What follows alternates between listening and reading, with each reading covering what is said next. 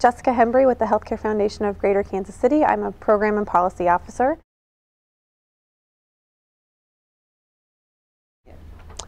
I am an advocate. I've actually been an advocate for tobacco control for a really, really long time. I did my first work around tobacco control when I was still in college. I volunteered for a local smoke-free campaign, in part because I come from a family of smokers and I wanted to make it easier and easier for my own family members to be smoke-free.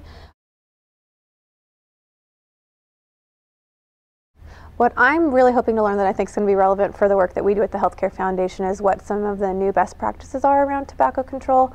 I'm especially interested in how we can move beyond one-on-one education and cessation programs to figure out what policy solutions are out there, especially for our service area that's finally made some headway around clean indoor air policies. I'm interested in learning what's next on the horizon for our work. It has been a huge benefit. We were really lucky in this area that the Kansas City community went smoke-free and just created a domino effect. So one interesting thing about the Kansas City community is that there's a lot of small municipalities that are around the Kansas City area. And when Kansas City went smoke-free, we really saw that trickle into all of those surrounding communities. So Lee's Summit, some of our neighboring communities in Johnson County, Kansas have gone smoke-free. And at this point, we just have an entire region that's smoke-free. And that has taken with it a lot of health benefits.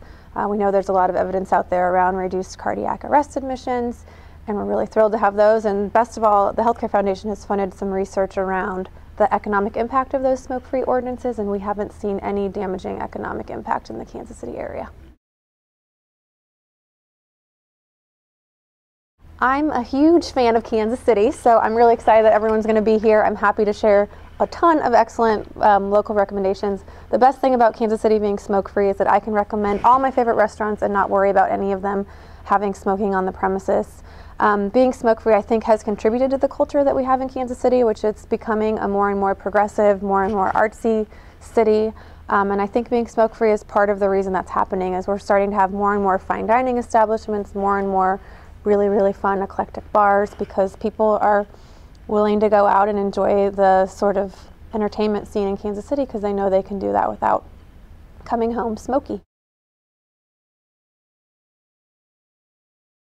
Well, everyone knows to check out barbecue in Kansas City, so I'm not going to talk about that too much, although I will say you can talk to any Kansas City resident and they will tell you their favorite barbecue joint.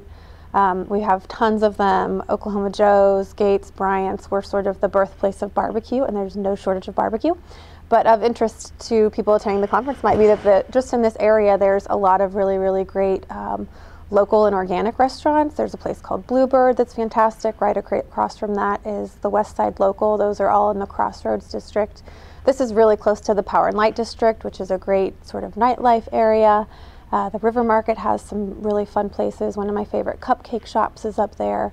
There's just a huge abundance of really, really great food here. A lot of locally owned restaurants that are really, really excellent to check out.